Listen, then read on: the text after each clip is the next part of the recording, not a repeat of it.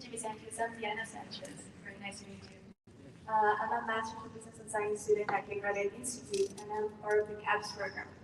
And I wanted to ask you, you mentioned the importance of the oil industry for the economy, and how green energy might not support correctly the economic development of the country and the state. So my question is, how can we find a balance of a sustainable environment that also effectively supports the economy? See, that's a great question. I mean, I think that's the key right there. How do you do that? Let's look at electric vehicles, for example. The majority of that battery is all rare earth metals. I'm not sure. Remember when we were in chemistry, you had the periodic table, then you had that line in the bottom that no one ever studies. Well, all of those commodities down at the bottom are very important. But it takes a lot to get them out of the earth, right? And that's where the oil comes in. So I don't think we'll ever see an economy in the world that's not going to need oil. That's just that'll never happen.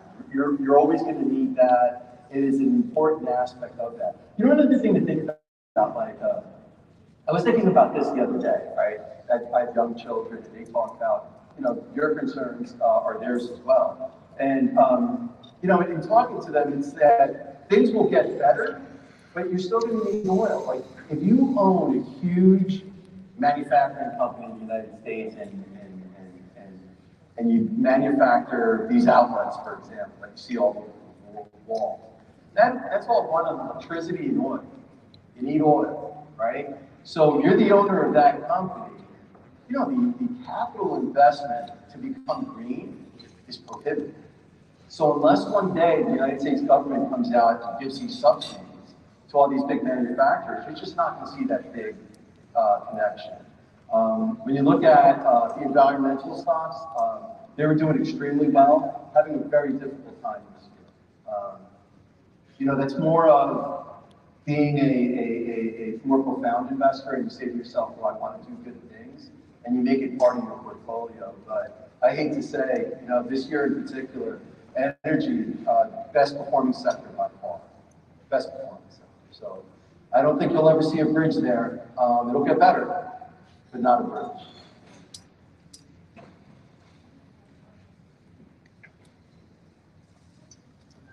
Hello, my name is Ulysses Guzman, and I'm part of the CAPS program. I graduated from Austin Beach, personally finance. But one of the questions I had for you was unemployment, right? I know the U.S. has added 528,000 jobs, and typically it serves as a lagging indicator. So how lagging is the indicator of unemployment? Yeah, so that's a great question. Let me put this into perspective. So when you see these numbers and the 528,000, it's people actually on the other end of the phone calling people up and saying, are you looking for a job? How old are you? Are you educated? Are you retired? These are just polls. They change every single month. And what you see, more importantly, is that they'll also go back in time and reevaluate what that number was. So it is a lagging indicator, but you know, at the end of the day, we can only work with what we get. With respect to how much it lags, you know, as I said, this is like a monthly figure, right? So we can come in next month. The troubling part about this, in particular, Ulysses, is that 528,000 jobs when the Federal Reserve is trying to stop job growth. That's why it was just a really difficult thing to look at as an investor.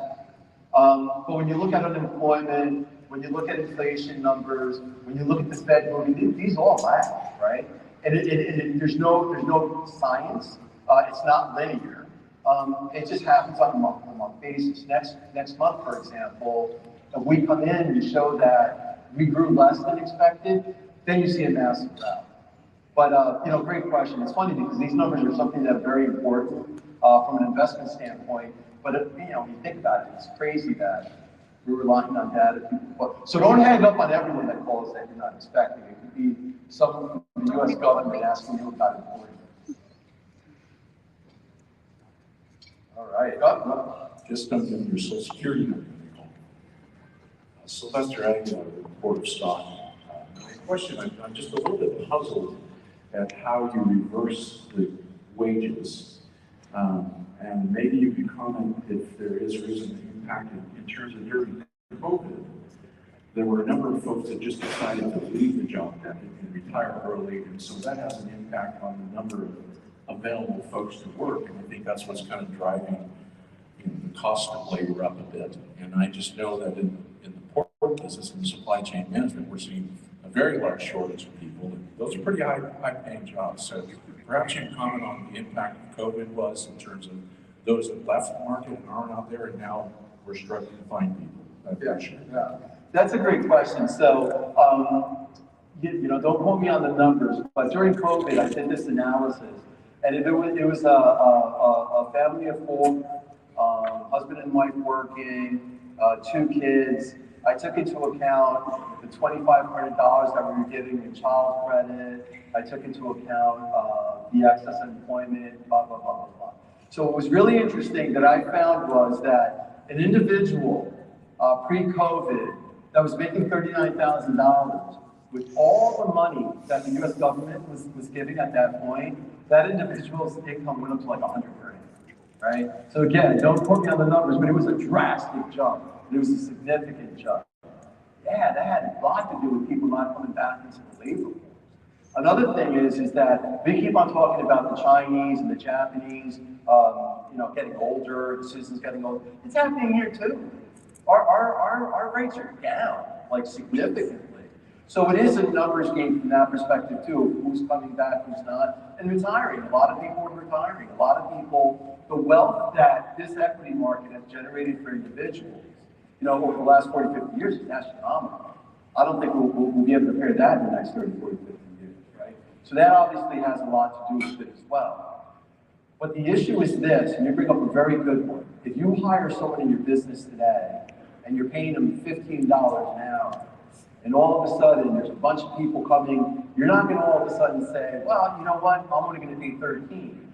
Because the guy that's getting the job at 13 is talking to the guy that lost the job at 15, and it's not going to work like that, right? So this all leads me to what I fear the most. And it's called, and I'm not going to get technical, but it's called in economics term a wage price spiral, which basically says that, and the study shows that as inflation continues to grow, it's going to drag wages up, right? That's why it's so important to fight inflation. That's why it's so important to realize inflation is not zero, right? But that, I think, is a really good observation on your part. And that's my biggest concern. You just don't knock wages down. It just doesn't happen. What has to happen is for the employment to stop. And how do you get employment to stop? Regrettably, demand has to stop, right? So if it was a demand-driven recession, then it's pretty easy to fix, right? Because when it's like that, like I said, you raise rates up, you make things more expensive, people stop demanding or spending money. This is more a supply-side kind of recession. These are much harder to do that. So it's a dilemma. See, the thing with the Fed is that, regrettably, they're just so late in the game, right? They politicize inflation. Bank of America, Chief Investment Office, have talked about inflation for well over a year. We saw inflation in the beginning of last year. So we were at the forefront of saying, wait, this is sticky. While Janet Yellen, as the Treasury Secretary, and Jay Powell, as the Chairman of the Fed, kept on saying, no, this is going to go away straight. So, regrettably, like I was answering before, it's not a good thing. But yeah, we need to see demand start to curve, and the only way you can do that is by having employment down.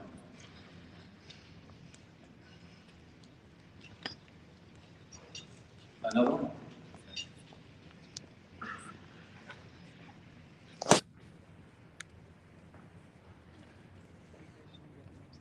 Hello, my name is Ana Guevara, Magnolia Creations. I have a concern about what we're facing right now. We barely surviving our crisis from the COVID-19, and now we're